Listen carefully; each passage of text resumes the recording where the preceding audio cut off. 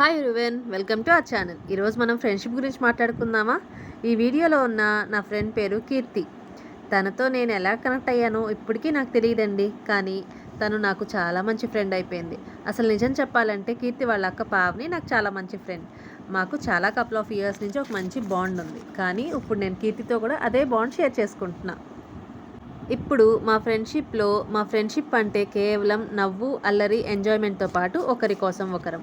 అలాగే మేము కలిస్తే కొన్ని గంటలు కూడా మాటలు చెప్పుకుంటూ, నవ్వుకుంటూ గడిపేస్తూ ఉంటాం. అలా ఎంత టైం గడిపామో కూడా మాకు తెలియదు. నాకు తెలిసినంత వరకు ఒక మంచి ఫ్రెండ్ని సెలెక్ట్ చేసుకోగలగడం చాలా మంచి అదృష్టం అండి.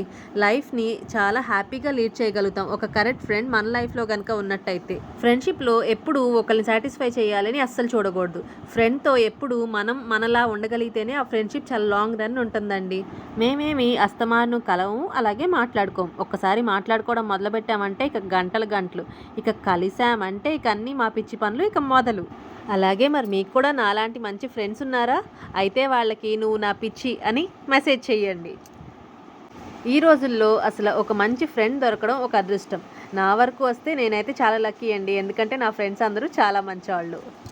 స్నేహం అంటే రెండు హృదయాల మధ్య ఉన్న అందమైన బంధం అండి. అలాగే మనసు కలిసిన స్నేహం మరణం వరకు నిలుస్తుందంట.